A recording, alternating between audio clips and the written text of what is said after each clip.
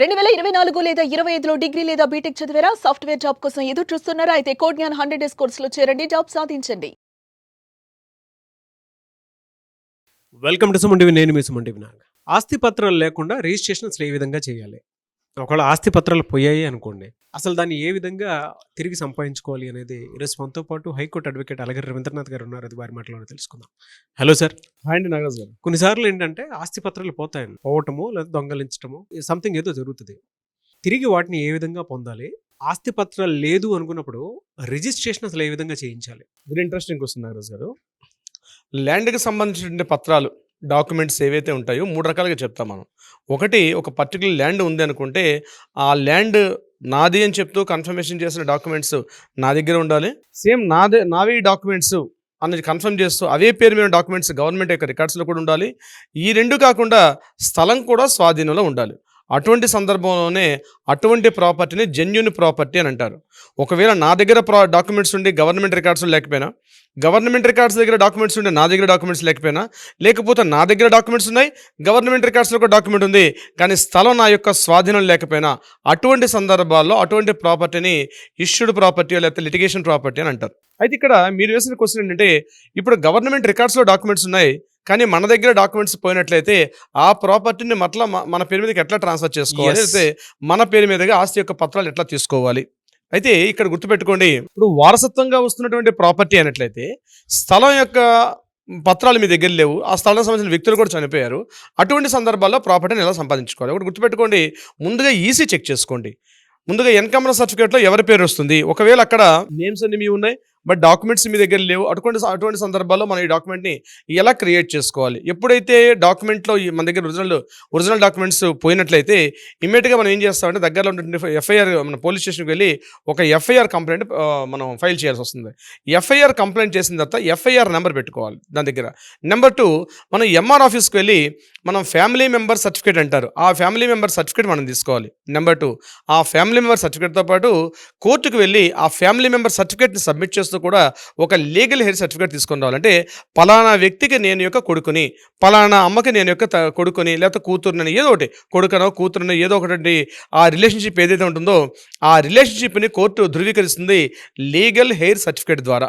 ఎప్పుడైతే family member certificate, legal heir certificate ఈ రెండు వచ్చేసిన తర్వాత, ఒకవేళ ఆ ప్రాపర్టీ కాకుండా ఇల్లు ఏదైనా అనుకోండి అదే ప్రాపర్టీ, అప్పుడు ఆ ఇంటికి మనం ప్రాపర్టీ ట్యాక్స్ ఉంటుంది, పవర్ బిల్ ఉంటుంది, అది కూడా మనం చెల్లిస్తున్నట్టయితే ఈ power bill, property tax, encumbrance certificate, అదేవిధంగా legal aid certificate, at the same time family member certificate, ఇవన్నీ కన్సల్ట్ చేసి మనం డైరెక్ట్గా ఎంఆర్ఓ గారిని కలిసి ఇదిగో ఈ రకంగా నేను అందున్నాను, ఈ ప్రాపర్టీ డాక్యుమెంట్స్ అయితే ప్రాపర్టీ డాక్యుమెంట్స్ నా దగ్గర లేవు కాబట్టి మీ రికార్డ్స్ ఉన్న ప్రకారంగా నా పేరు మీదుగా డాక్యుమెంట్స్ ఇవ్వమని చెప్పినప్పుడు డెఫినెట్గా ఆ డాక్యుమెంట్ అతని పేరు మీదుగా ట్రాన్స్ఫర్ అవుతుంది.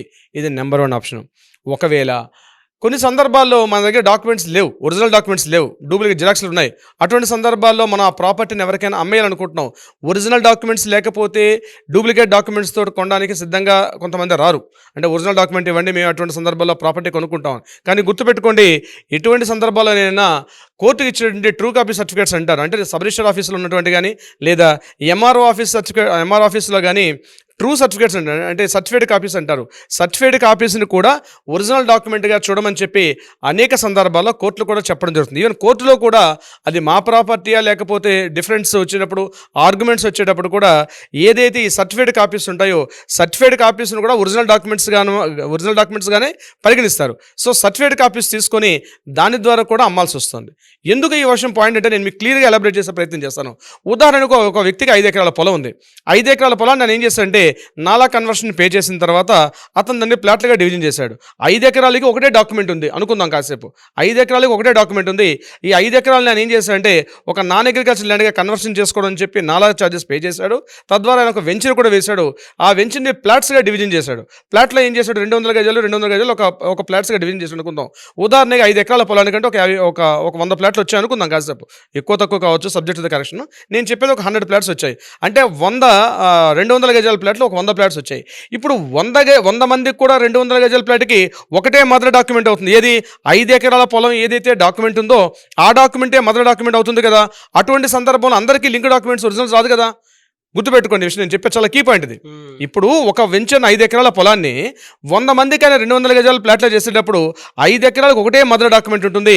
200 గజాల ప్లాట్లు ఉన్నాయితే 100 ప్లాట్లు ఉంటే 100 మందికి కూడా మదర్ డాక్యుమెంట్ ఏది ఒకటే ఒరిజినల్ ఉంటుంది, కానీ దానికి అన్ని రకాలు ఉండే అవకాశం లేదు కదా. కానీ ఒకసారి కొనుక్కున్న తర్వాత ఆయన తన కింద దగ్గర ఉన్న ప్లాట్స్ని అమ్ముకునేటప్పుడు మదర్ డాక్యుమెంట్ ఏదవుతుంది, మెయిన్ డాక్యుమెంట్ ఏదవుతుంది, మొదటగా రిజిస్ట్రేషన్ చేసుకున్నటువంటి ఏదైతే 200 గజాల ప్లాట్ ఏదైతే ఉందో అది ఒరిజినల్ డాక్యుమెంట్ అవుతుంది.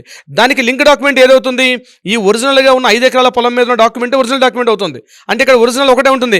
మరి 500 మందికి వెళ్ళాడు కదా, ఒకే ఒరిజినల్ డాక్యుమెంట్ 100 మందికి ఇచ్చే అవకాశం లేదు కదా. అందుకని కోర్టు ఏం చేస్తుందంటే సర్టిఫైడ్ కాపీస్ని కూడా ఒరిజినల్ డాక్యుమెంట్గా చేసుకోమని చెప్తుంది. ఇది చాలా మంది కొనుక్కునే వాళ్ళకి ఈ డౌట్ లేక అదే ఒరిజినల్ డాక్యుమెంట్ లేదు కాబట్టి మేము ప్రాపర్టీని కొనం అనే అవకాశం లేదు.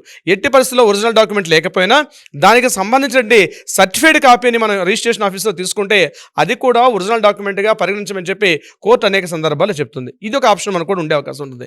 అలా కాకుండా ఇప్పుడు ఒక హౌస్ ఉంది, హౌస్కి సంబంధించిన లింక్ డాక్యుమెంట్స్ ఏవి కూడా మనం తీసుకొని రావాలి.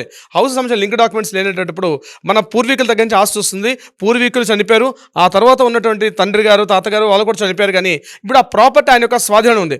అటువంటి సందర్భాల్లో కూడా నేను ఇప్పుడు చెప్పినట్టుగా గవర్నమెంట్ రిజిస్ట్రేషన్ ఆఫీస్కి వెళ్ళి గవర్నమెంట్ ఎంఆర్ఓ గారిని కలిసి లేకపోతే ఎస్ఆర్ఓ గారిని కలిసి ఈ రకంగా ఉన్నటువంటి ఇప్పుడు నేను చెప్పినటువంటి ఎన్కంబరెన్స్ సర్టిఫికేట్ ఈసీ అదేవిధంగా legal heir certificate, family member certificate ఇవన్నీ కూడా మనం కన్సల్ట్ డిపార్ట్మెంట్ వాళ్ళకి మనం ఇవ్వగలిగితే కొత్తగా మరలా అక్కడ మనకు దీనికి చెందే అవకాశం ఉంటుంది. కొన్ని సందర్భాల్లో పట్టాదారు పాస్ పుస్తకాలు పోతాయి, ఫైర్ యాక్సిడెంట్లో పట్టాదారు పాస్ పుస్తకాలు పోతాయి, లేకపోతే పాత పత్రాలు కూడా చిరిగిపోయే అవకాశం ఉంటుంది.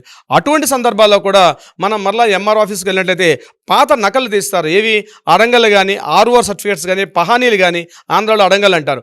ఆ పాత పహానాలు తీసుకొస్తే పహానీలో ఏదైతే కంటిన్యూ పేరు ఉందో ఆ సేమ్ కంటిన్యూ పేరుని ఇప్పుడు ఒకవేళ పట్టాదారు పాస్ పుస్తకం పోయినా సరే ఆ ఏదైతే పహానీ రుజువులు చూపించాల్సిన అవసరం వస్తుంది.